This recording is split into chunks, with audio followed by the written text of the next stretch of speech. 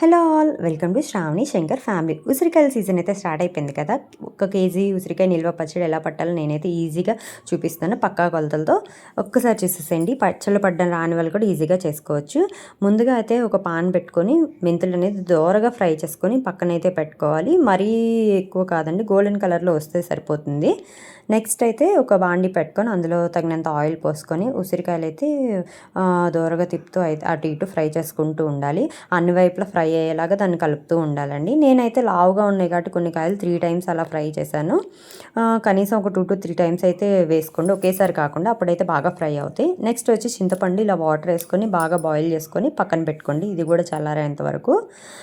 ఇలా అయిన తర్వాత స్టవ్ ఆఫ్ చేసేసుకోండి. నెక్స్ట్ అయితే మెంతులు ఆవాలు వేసుకొని మిక్సీ జార్లో ఆవుపిండి మెంతిపిండి కూడా రెడీ చేసి ఒక పక్కన పెట్టేసుకోండి. కావాల్సిన ఆవాలు మెంతులు వేసుకొని నెక్స్ట్ తాలింపు ఎలా వేసుకోవాలి చూడండి. ఎందులో అయితే ఉసిరికాయలు ఫ్రై చేసామో ఆ ఆయిల్లోనే మనమైతే 8 నుంచి 10 ఎండుమిర్చి వేసుకోండి. అవి వేగుతున్న తర్వాత పోపుకి సరిపడా ఆవాలు అలాగే వెల్లుల్లిపాయలు వేసుకోండి. వెల్లుల్లిపాయలు రెమ్మలు వేసుకున్న తర్వాత కనీసం ఒక 10 నుంచి 15 రెమ్మలు అయితే ఉంచుకోండి. ఎందుకంటే మనం కారం అవన్నీ మిక్సీ పేస్ట్ చేస్తాం కదా, అందులో కూడా ఉండాలి.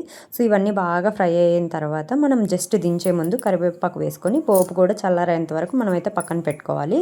నెక్స్ట్ వచ్చి చింతపండు గుజ్జు అంతా కూడా ఒక మిక్సీ జార్లోకి ట్రాన్స్ఫర్ చేసుకోండి. దానిలోకి సరిపడా ఉప్పు, సరిపడా కారం, అలాగే వెల్లుల్లిపాయ రెమ్మలు కూడా వేసుకోవాలి.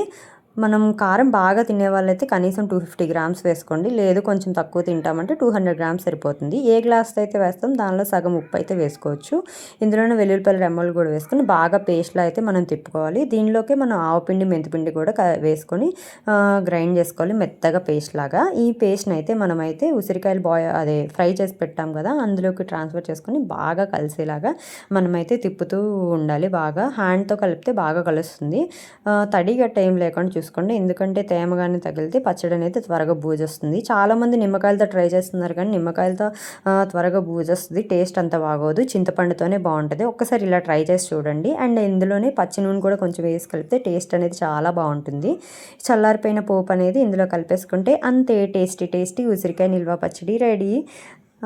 మనమైతే దీన్ని బాగా కలుపుకున్న తర్వాత మిక్సీ జార్లో అయితే కొంచెం తీసి పక్కన పెట్టేస్తాం. చివరిలో మిగిలిపోయిన ఆ రోజు పచ్చడి కలిపిన తర్వాత రైస్ కలుపుకొని తింటే సూపర్ ఉంటుంది కదా. టేస్ట్ బడ్స్ అన్నీ బాగా యాక్టివేట్ అయిపోతాయి.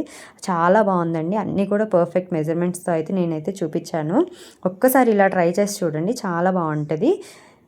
ఇలాంటి మంచి మంచి రెసిపీస్ కోసం అలాగే షాపింగ్ వీడియోస్ కోసం అయితే ఇప్పుడే మన శ్రావణి శంకర్ ఫ్యామిలీ ఛానల్ అయితే సబ్స్క్రైబ్ చేసుకోండి. Thank you. Follow for more.